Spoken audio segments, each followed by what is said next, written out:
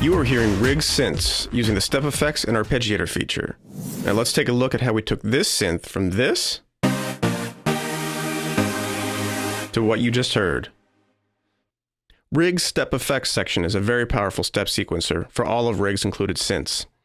At the top is a main on-off switch which will globally activate or deactivate every parameter of the step effects sequencer. At the bottom are a few global controls for all of the step effects sections. The input cue menu sets the speed at which the steps will be played back.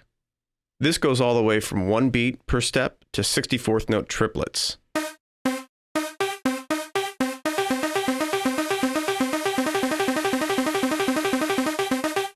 The L menu affects the length that each step will play back.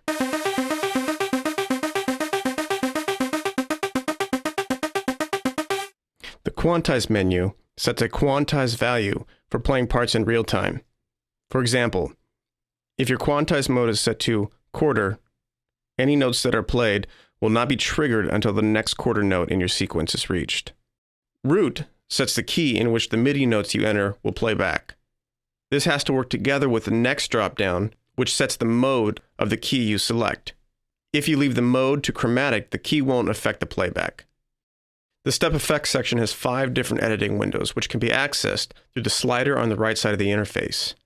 The first page has control for pitch and gate, the second for attack and decay, followed by cutoff and resonance, high pass and pan, and finally, a slightly different page for the arpeggiator.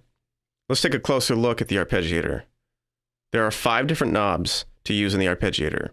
The mode knob changes the sequence of the arpeggiation.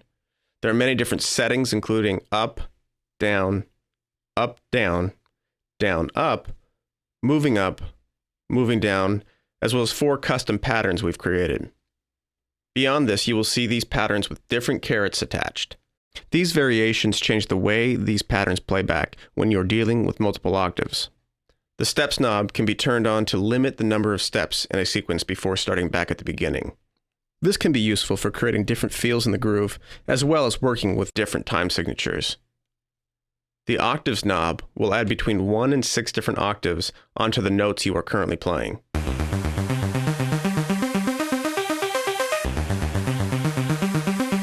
The overlap can help to smooth out the transition between each note of the arpeggiation. Finally, the velocity knob affects how loudly the arpeggiation will play back.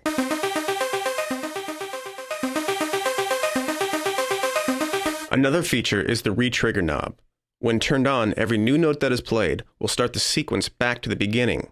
When turned off, the sequence will continue all the way through, even when new notes are played. Now let's look at the other parameter windows. A good place to start editing your sequence is to choose the number of steps you wish to edit using the Steps button to the left of the sequencer window.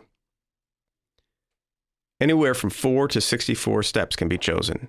If you'd like to use more than 64 steps, or you'd like to create multiple patterns with one synth, then you can use the included preset knob to switch between up to 32 different presets for any step effect setting.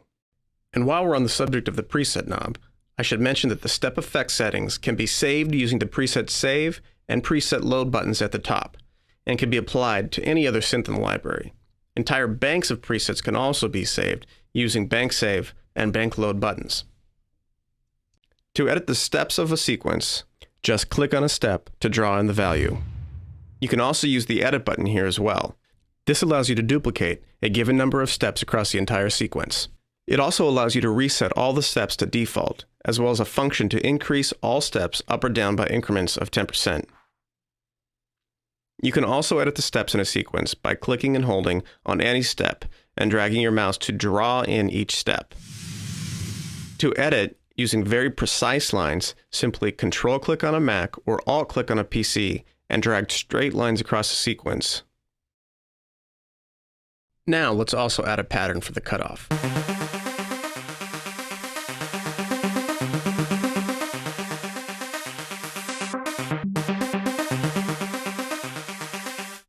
Each parameter of the step effects editor contains a re-trigger button.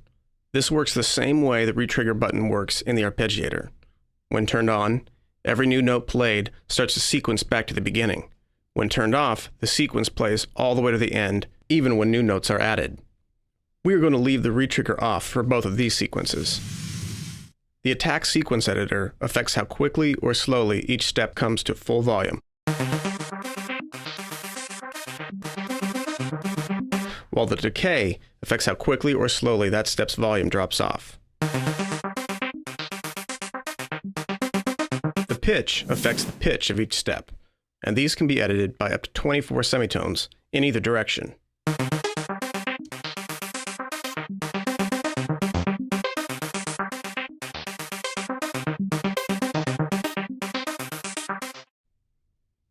The gate affects the overall volume of each step, and this can be useful for creating rhythmic-like stutter effects.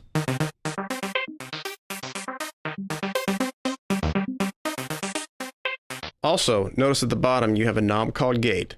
Use this to increase or decrease the amount of gating that will be applied.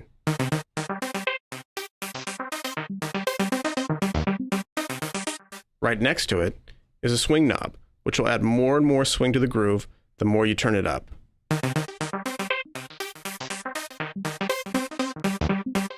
Now I have a synth that has been completely transformed by the step effects and arpeggiator. Let's just add a little reverb.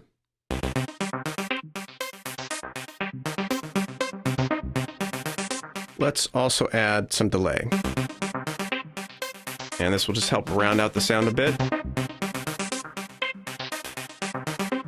And that's RiG's step effects and arpeggiator.